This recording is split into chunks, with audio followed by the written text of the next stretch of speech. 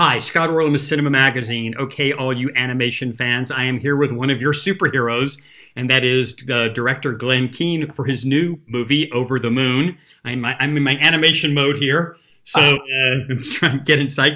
Talk a little bit about your approach, because you've been doing this job now for 45 years in the business, having worked on so many amazing templates of animation.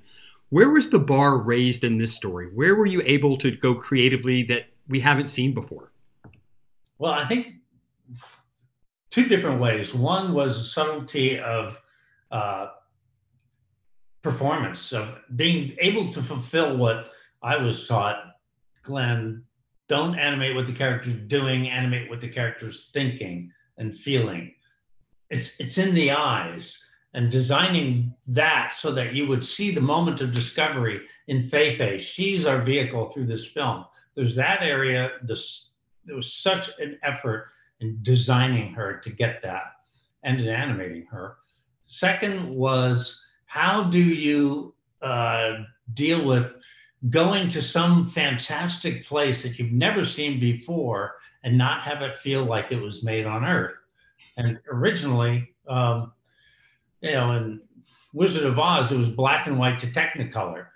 Our approach was to do the Earth with reflected light, shining off of walls, but then going to the moon was source light. Everything in Lunaria is glowing from the inside out, as like from the tears of Chang'e, the goddess. It almost looked like I was in Candyland, that everything looked, I mean, actually it looked delicious, that there were so many things. And I was going to ask you about your concept of the moon, because obviously whether it was through people like Jules Verne or we had through actual space program of our concept there, you kind of like played with that.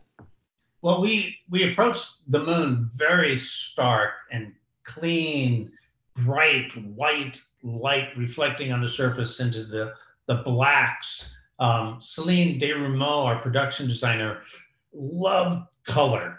And so there's this white and black, but then red lions, just red against the black sky moving across. I'll never forget when Celine showed me Feifei standing in front of Lunaria, the glowing buildings like these balloons. All I could do was laugh and cry at the same time. I'd never seen anything so beautiful. I want to ask you too, Glenn, because obviously when we go back historically, almost every animated movie, not only have they been beautiful to look at, but they've had such incredible resonance in terms of theme. About they're taking us on a journey. It's about finding yourself. It's about family. What would you kind of say in Over the Moon was that theme here?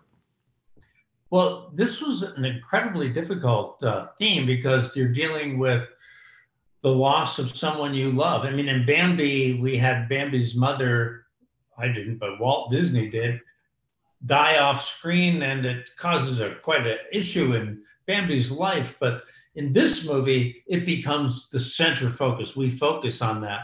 And the only way you could go through it really is by having Feifei be somebody that you really experience all of the journey through her. She's the vehicle. If you hop on a ride at Disneyland, you hop in those little boats, and that's Feifei. She's our boat through the story. And I think of the story more in terms of like a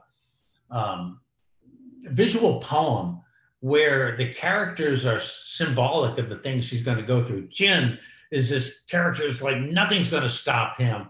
Though Feifei runs away to the far side of the moon. I mean, talk about run away from your problems. But it's there she has to go into the chamber of exquisite sadness. These are all beautiful symbols written by Audrey Wells, who really deftly handled and wove through that difficult material with joy and humor and emotion. Well, I have to congratulate you, and you made the food look delicious. That Lazy Susan was incredibly appetizing. So I congratulate you. Thank you. The movie is called Over the Moon, and this is Scott Orlin. Until next time. Thanks a lot.